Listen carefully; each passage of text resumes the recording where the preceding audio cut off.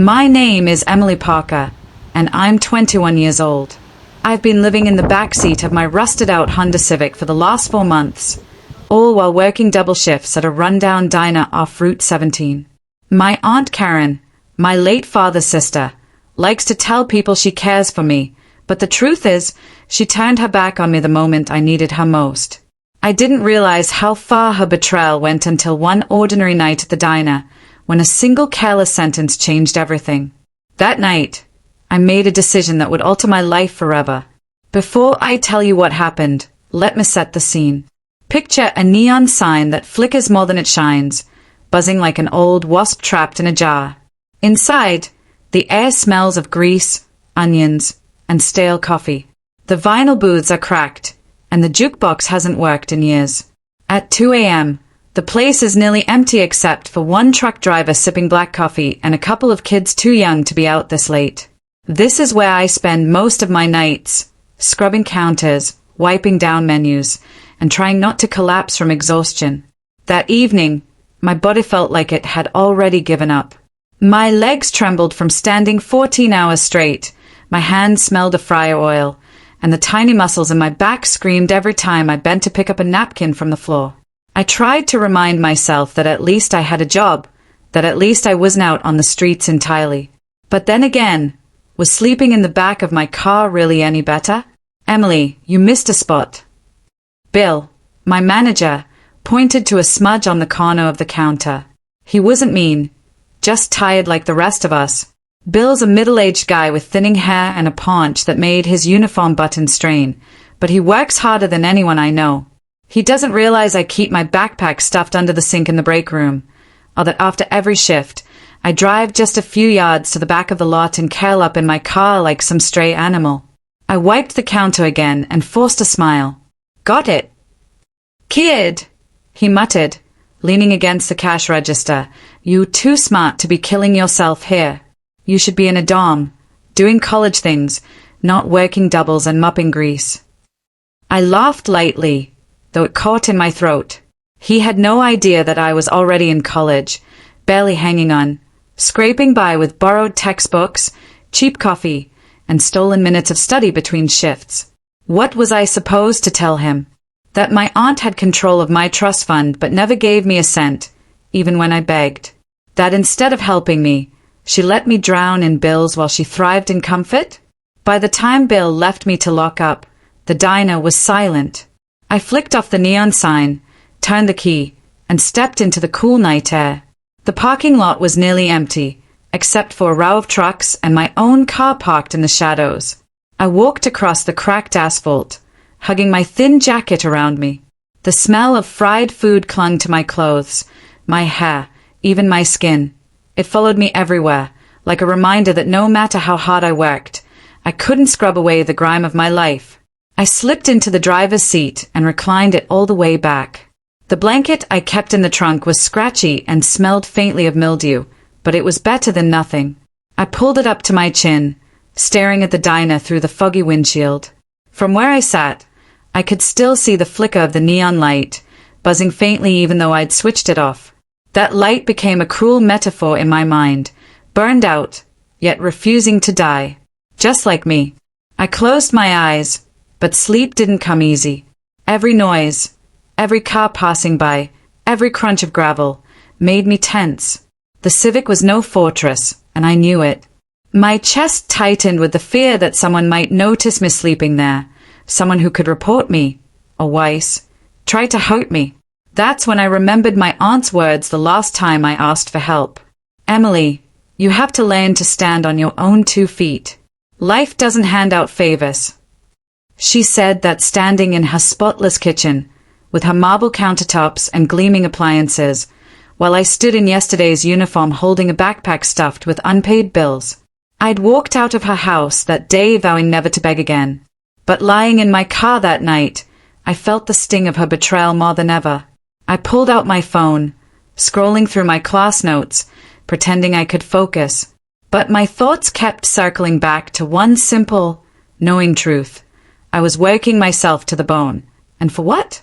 I had no bed, no home, no safety net. My aunt had everything, and she chose to let me rot.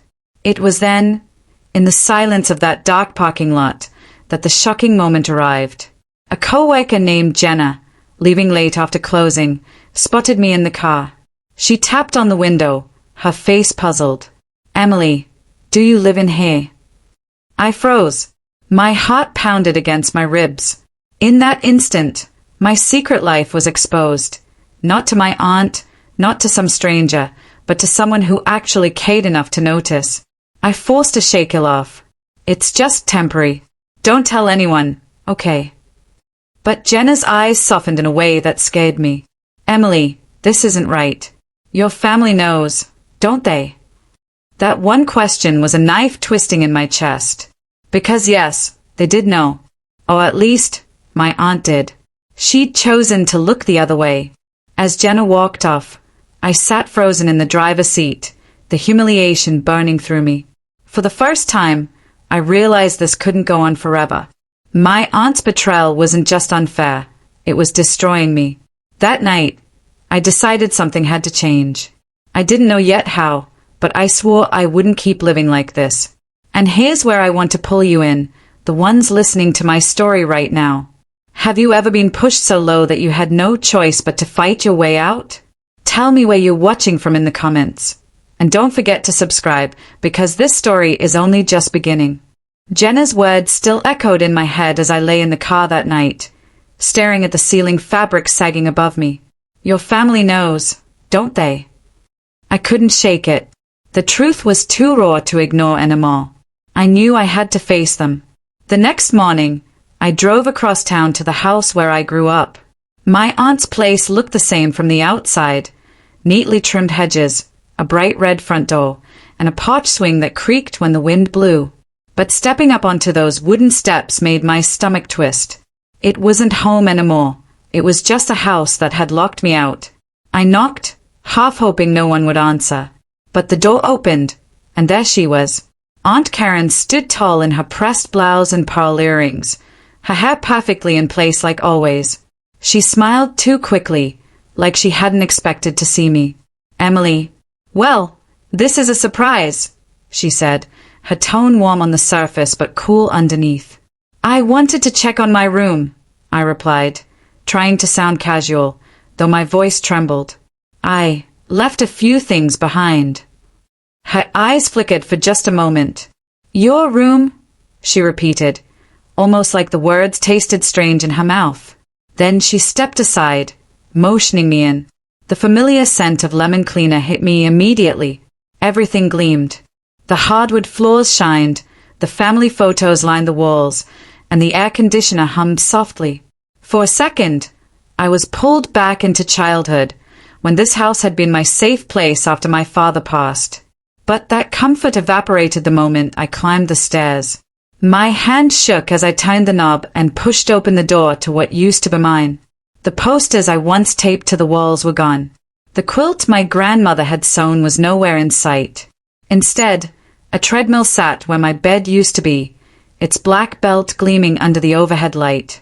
In the corner, dumbbells lined a small rack, and a yoga mat was rolled up neatly against the wall. I froze. The room smelled faintly of rubber and air freshener, not the lavender I used to spray before bed. It felt like a stranger's space. Aunt Karen leaned on the doorframe, arms crossed. "We needed the space," she explained, her tone light, as if this were no big deal. "Your cousin's been trying to stay fit, and with the company stress, we thought a home gym would be practical." I turned slowly to look at her. "You turned my bedroom into a gym." My voice cracked halfway through. She didn't flinch. "Emily, it's just a room. You weren't using it." My throat tightened. Not using it. I wanted to scream that I'd been sleeping in a car, that I would have given anything to lay my head on that bed again. But I couldn't form the words. Then I heard footsteps behind us. My cousin Ryan appeared, earbuds dangling around his neck, a sports bottle in his hand. He smiled when he saw me. "Oh hey, cool, huh? Finally got some use out of your space." The way he said your space made my skin crawl. I swallowed hard. "Glad it's working out for you," I muttered, my voice sharp despite my effort to stay calm. Ryan shrugged, clearly amused by my reaction, then brushed past me to grab a towel from the dresser, the same dresser where I once kept my journals and favorite books. He didn't even glance back. I couldn't stand in that room another second. I stepped into the hallway, my chest tight. Aunt Karen followed, closing the door gently behind us. "You've always been sensitive," she said softly, almost like a scolding. "Emily, you're an adult now. Life isn't about holding onto old bedrooms. You have to toughen up." Her words stung worse than Ryan's smirk. I clenched my fists. "Toughen up? I'm working 2 jobs just to survive, Aunt Karen. I don't have a bed. I don't even have a place to shower most nights. And you turn my room into a—" I stopped myself before the word gym came out like poison. For the first time, she seemed uncomfortable. Her gaze shifted away, and she smoothed the sleeve of her blouse. "You should have made better choices," she murmured. "You can't expect people to fix everything for you." Something inside me snapped. Better choices? You knew I was struggling. You knew, and you didn't care. Don't act like this is about me not trying hard enough. She flinched but quickly regained her composure. "Emily, this conversation isn't productive. If you want to come back another time for your things, I'll make sure they are in boxes for you." Boxes? My entire childhood, my memories, my safe space, reduced to cardboard. I walked out of the house before she could say another word. The sun was blinding as I stepped onto the porch, but the air outside felt easier to breathe. As I reached my car, Ryan called out from the window upstairs, laughing. "Enjoy your car bed, cause." I froze, heat rising to my face. For a split second, I wanted to storm back in and let all my anger spill out. But instead, I gripped the steering wheel and slammed the door shut. My hands trembled as I turned the key. Driving away, I felt a hollowness settle in my chest, heavier than anything I'd felt before. They didn't just take my room, they erased me. My aunt's house, the one place that should have been mine too, was gone to me now. And yet, as painful as it was, that visit lit a fire in me. I realized that my aunt hadn't just ignored me, she had chosen her comfort over my survival. She had turned away when I needed her most, and Ryan's cruel grin only confirmed it. For the rest of that day, I couldn't focus on work or school. My mind replayed the sight of the treadmill sitting where my bed once stood. Each time, it hurt a little more, like pressing on a bruise. But underneath that pain, something else grew stronger, a determination I hadn't felt before. That night, as I crawled back into my car with my blanket, I stared at the ceiling again. Only this time, I wasn't just asking why me. I was asking what next. Because one thing had become clear. If I wanted to survive, I couldn't keep depending on the family that had already chosen to abandon me. That night, as I lay in my car staring at the sagging fabric above me, I couldn't stop thinking about what my aunt had said, how I should have made better choices.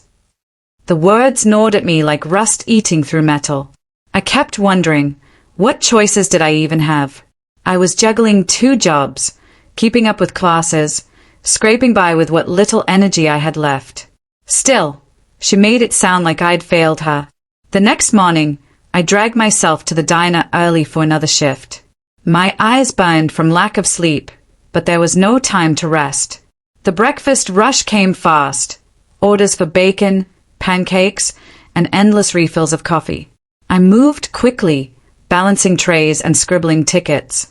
I didn't notice Jenna sitting at the counter until she called my name. "Emily," she said softly, her voice low so the other customers wouldn't hear. "I didn't mean to embarrass you last night. I worry." I forced a smile. "It's fine, really."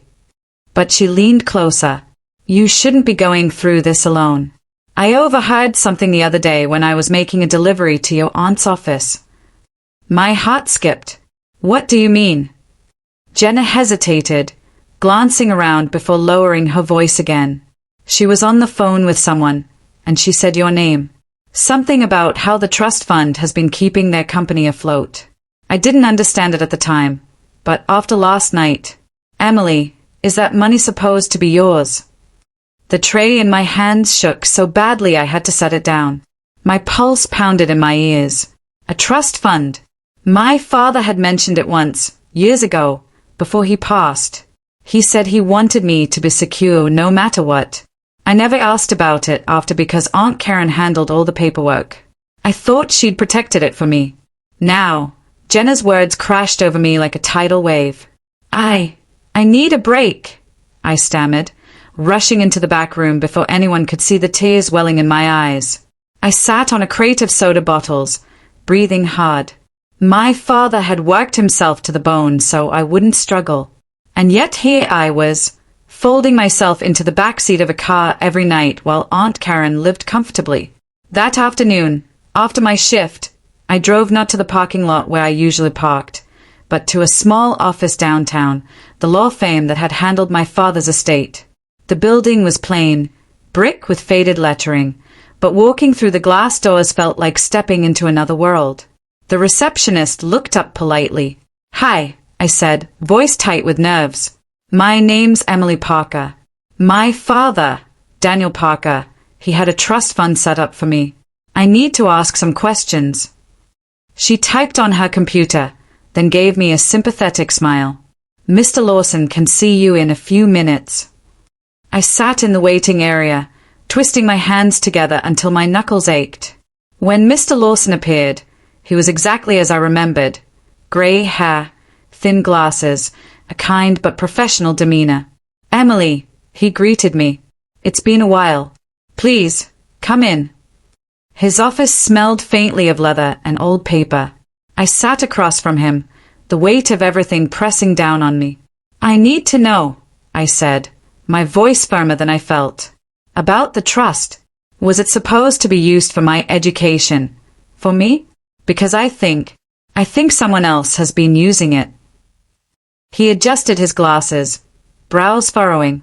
"The trust was indeed set aside solely for your benefit. Your father was very clear on that." He pulled a thick folder from the cabinet behind him, flipping through pages. "Your Aunt Karen was named temporary guardian of the funds until you reached 21. "I turned 21 last month," I whispered. He looked up, surprised. "Then you should have had full access by now. Have you not received anything?" My stomach dropped. "No, nothing." He frowned, flipping further. "That's unusual. According to these records, significant withdrawals have been made over the past 2 years. Business expenses, company accounts, all authorized under Karen Whitman's signature." The room tilted around me. I gripped the arms of the chair. 2 years. That meant while I was working late nights, skipping meals, and sleeping in my car, she was draining the very money my father had left me. I couldn't hold back anymore. "She's been using my inheritance to save her company," I said bitterly. Mr. Lawson's expression softened with pity. "Emily, this is very serious. If what you're saying is true, she may have breached her legal responsibilities." I clenched my fists. "It is true. I've seen the proof in how she lives, in how she talks to me, and now these records confirm it." He slid a few pages across the desk. "I'll make copies of these for you. But Emily, this won't be easy. Family disputes rarely are." I nodded, my throat tight. "I don't care if it's easy. I can't let her keep getting away with this." When I walked out of that office, the city air felt heavier than before. But inside me, something had shifted. The shame I'd carried for months was burning away, replaced by raw anger. Every long shift, every night in my car, every humiliating moment at my aunt's house, it all made sense now. She hadn't just turned her back on me. She had stolen from me. That evening, back at the diner, Jenna slipped me a cup of coffee on the house. "You okay?" she asked quietly. I looked at her, the papers folded in my backpack, my hand still shaking. "No," I admitted, "but I know the truth now. And that's the first step." She didn't press further. She just nodded, as if she understood that something inside me had changed permanently. Later, when I crawled into my car again, I didn't feel the same despair that usually weighed me down. I still hated the cramped space, the cold leather, the way my breath fogged the windows. But now, instead of wondering why me, I kept whispering the same words over and over. She took everything. She took everything. And beneath those words, a new promise grew, one I had never dared to make before. She's not going to take anything else from me. The words echoed inside my car like they'd been carved into the glass. She's not going to take anything else from me. I repeated them until my throat tightened, until the tears that wanted to fall turned into something sharper, harder. Anger had become fuel. And fuel, I realized, was the one thing I had plenty of. The next morning, I didn't go to work. I called Jenna, told her I couldn't make the shift, and drove straight to my aunt's house. Her driveway was lined with 2 shining cars that probably cost more than my father's entire workshop once had. The house itself looked smug, fresh paint, manicured lawn, tall windows gleaming like they'd never seen struggle. I sat in my car for a long moment, clutching the papers from Mr. Lawson's office. My hands trembled, but not from fear. This time, it was anticipation. For months, I had swallowed silence, pretended everything was fine. Today, I would no longer pretend. When I finally rang the doorbell, the sound was shrill in the quiet neighborhood. After a pause, the door opened and there she was, Aunt Karen, perfectly dressed in a cream blouse, gold necklace glinting at her throat. She smiled at first, that polished, rehearsed smile she used for business partners. "Emily," she said, surprise flickering across her face. "What brings you here so early?" I held up the folder. "We need to talk." Her smile faltered. She stepped aside, motioning me in. The scent of expensive candles and fresh flowers hit me instantly. Everything about the house screamed comfort, stability, things I'd been denied while sleeping in a freezing car. We sat in the living room, her perched elegantly on a cream sofa while I sank into the edge of the opposite chair. My legs wouldn't stop bouncing. I opened the folder and spread the papers on the coffee table. Her eyes flicked down, then back to me, calm, but not curious, almost as if she already knew exactly what I had brought. "I went to see Mr. Lawson yesterday," I said. "I know about the trust. I know you've been using it." For a heartbeat, silence pressed in between us. Then she exhaled slowly, folding her hands. "Emily, I always knew this day would come." The calmness in her voice stung worse than shouting would have. "You stole from me," I snapped.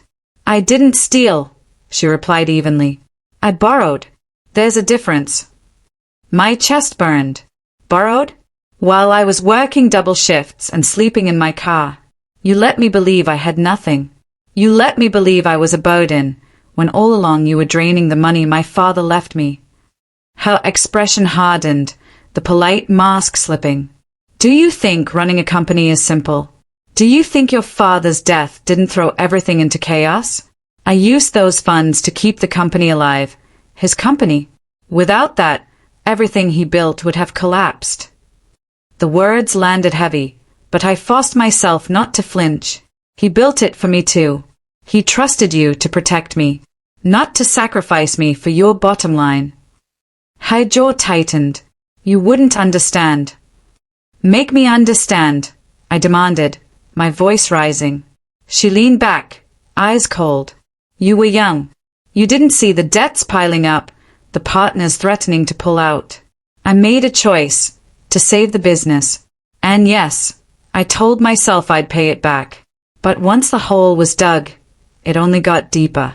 Every month, there was another emergency, another crisis. I didn't plan for it to go this far." I stared at her, my anger mixing with disbelief. "So you admit it. You used me. My future.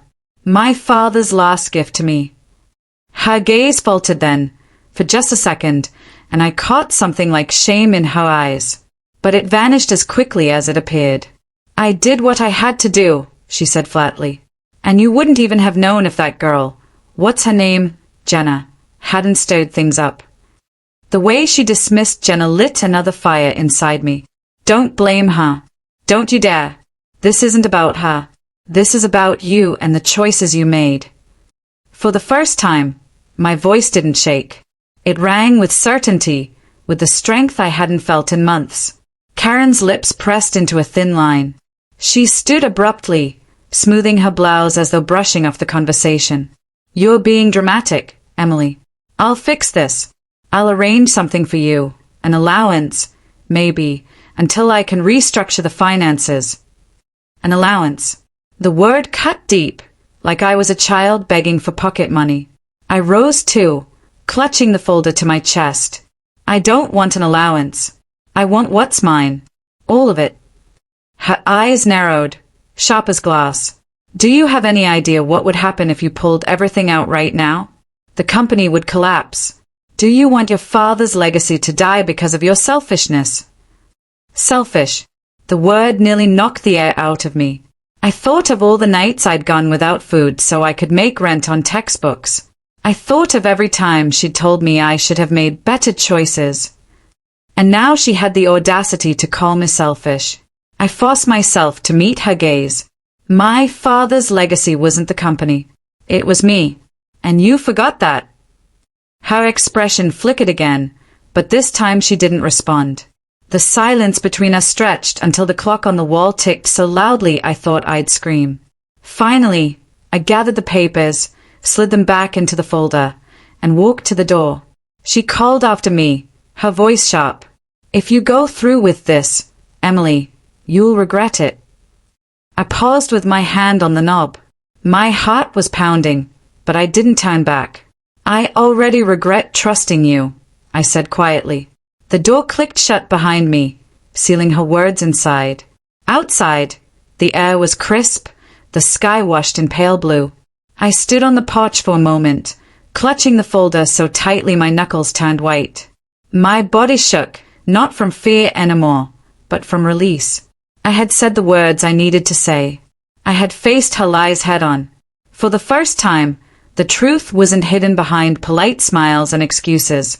It was out, sharp and undeniable.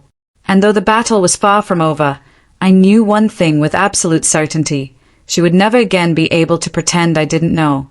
The door closed behind me with a final thud, muffled yet heavy enough to echo inside my chest. For a moment, I stood there on the porch, staring at the polished brass handle, my breath unsteady, the folder pressed so tightly against me it felt like armor. My legs shook, but it wasn't weakness anymore. It was adrenaline, the raw tremor of standing on a fault line just as the earth shifts. I walked down the stone steps slowly, each one grounding me, pulling me back into myself. The sunlight spilled across the lawn, soft and almost mocking in its normalcy, as if the world hadn't just tilted on its axis inside that house. My car sat at the curb, the same dented door, the same crack across the windshield. But for the first time, I didn't see it as a cage. I saw it as a starting line. Sliding into the driver's seat, I rested my forehead against the steering wheel and exhaled. The papers in the folder weren't just proof anymore. They were possibility. For so long, I'd measured myself by what I lacked: money, stability, family support. Now, for the first time, I held evidence that I wasn't powerless. I turned the key and the engine coughed awake. My hands gripped the wheel tighter than necessary as I whispered to myself, "This is mine. My life is mine." Instead of driving home, or what passed for home these days, I went to the library.